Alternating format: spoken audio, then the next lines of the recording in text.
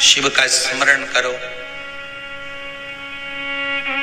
पूर्णिमा के दिन चावल का एक आखा दाना जानते हो, पूरा खंडित चावल नहीं, कितना चावल, एक दाना चावल का शंकर भगवान के शिवलिंग पर समर्पित करिए। एक बेलपत्र जिसका डंडी का मुख अपनी ओर हो, जहां से चावल चढ़ाया है, उस चावल के ऊपर अपनी कामना कर कर रख दीजिए और चंद्रमौली भगवान का स्मरण करिए। कौन से भगवान? शंकर भगवान का सर्वश्रेष्ठ सुंदर नाम है चंद्रमौली। चंद्रमौली भगवान का स्मरण करिए। अपनी कामना कर कर बेलपत्र समर्पित कर कर शिव जी पर एक लोटा पानी, एक जल पात्र समर्पित करो, कलश से जल चढ़ा दीजिए।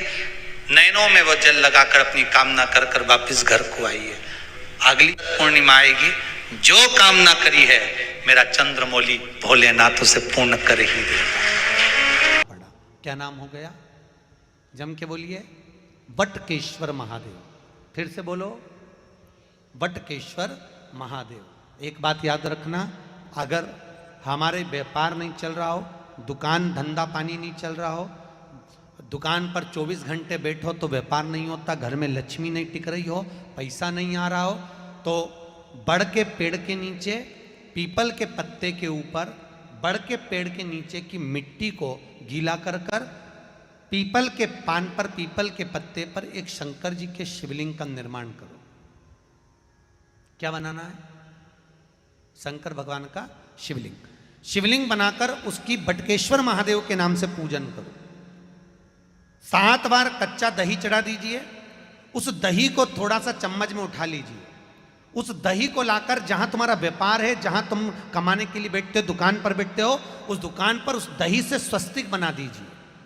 और इस पीपल के पत्ते पर जो वटकेश्वर महादेव का तुमने निर्माण करा है, इसको ले जाकर विसर्जन कर दीजिए।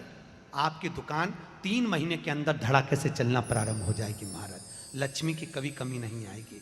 जिस व्यक्ति का बुरा समय चल रहा हो, ना लक्ष्मी घर में आ रही हो, रोग बीमारी पड़े हुए हो, कोई तकलीफ ही तकलीफ आ रही हो, बहुत कष्ट महसूस हो रहा हो, परिवार में शांति रत्ती भर की ना हो, तो कितना सुंदर कहा, 1 लोटा पानी लीजिए, उस पानी में 5 पीपल के पत्ते डाल लीजिए। कितने पत्ते? 5।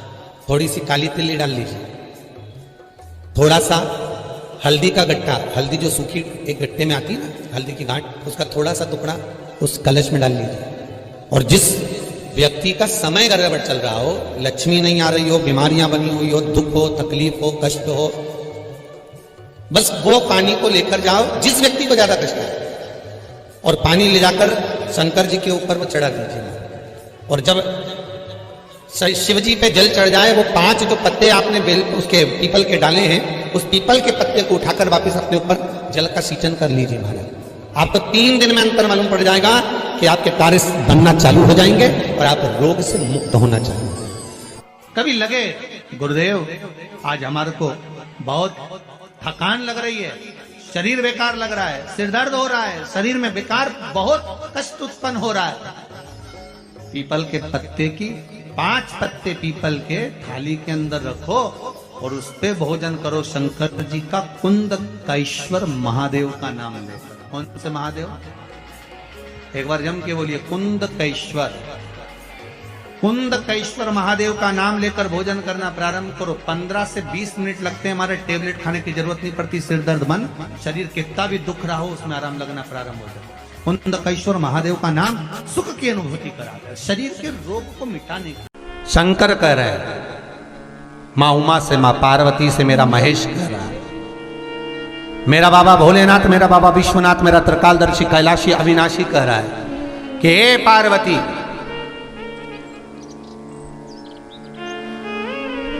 एक बीला, एक बेल जो मुझे समर्पित करता है, और समर्पित करने के बाद उस बेल की महत्वता देखिए, जो बैसाख महीने में बाबा शंकर को जो चढ़ाया जाता है, और 1000 अश्वमेध यज्ञ का पुण्य फल हम प्राप्त कर लेते हैं मात्र एक फल चढ़ाकर, मात्र एक फल चढ़ाकर। हे पार्वती,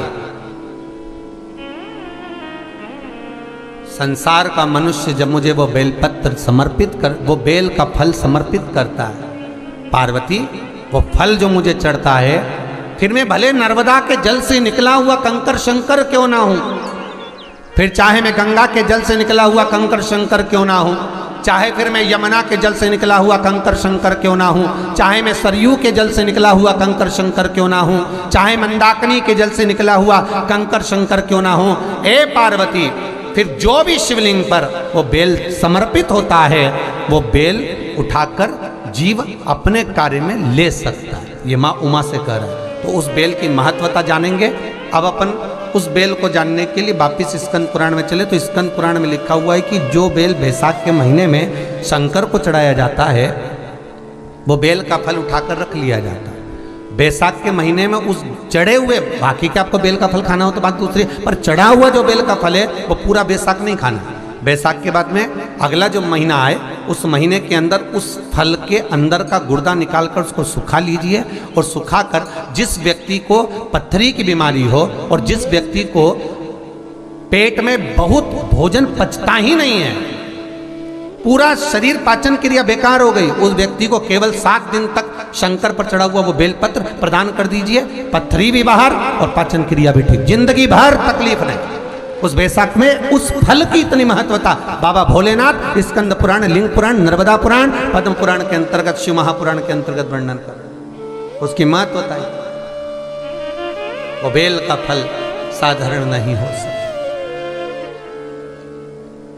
मेरे शंकर को जो जो चढ़ता है ना वो कुछ भी चीज साधारण नहीं है भाई। स्कंद पुराण कहती है जिस व्यक्ति पर कर्जा बहुत ज्यादा मात्रा में हो जाता है और कर्जा चूकता नहीं है, आप बहुत प्रयास कर लिए, करोड़ों रुपए का कर्जा हो गया, यहां से लिया वहां दिया, वहां से उठाया वहां दिया, वहां से उठाया वहां दिया, तो निवेदन है कभी मौका लगे कर्जा मुक्ति के लिए सारे वृक्षों में अगर कोई श्रेष्ठ वृक्ष माना गया है तो वो बट का वृक्ष माना गया महाराज। इसलिए प्रशासनिक कार्य के लिए, मानसिक टेंशन में, परेशानियों में बटकेश्वर महादेव का स्मरण किया जाता है। और यदि निवेदन करूंगा बहुत ज्यादा, यदि आपको कर्जा हो गया है, बहुत ज्यादा कर्जा हो गया और वो कर्जा चूक ही नहीं रहा, तो थोड़े दिन बड़ के पेड़ के नीचे आप बटकेश्वर महादेव के लिए 1 लोटा पानी, उसमें थोड़ा सा पिसा हुआ चावल पीस के गला लेना चावल को और पीस लेना, पीस के उस पानी में मिला लेना और मिलाकर उसमें थोड़ी सी हल्दी पिसी हुई डालकर बटकेश्वर महादेव के नाम से बड़ के पेड़ के नीचे अपनी कामना कर कर जो कर्जा हुआ है उस कर्जे का भान देते हुए, स्मरण देते हुए छोड़ दीजिए।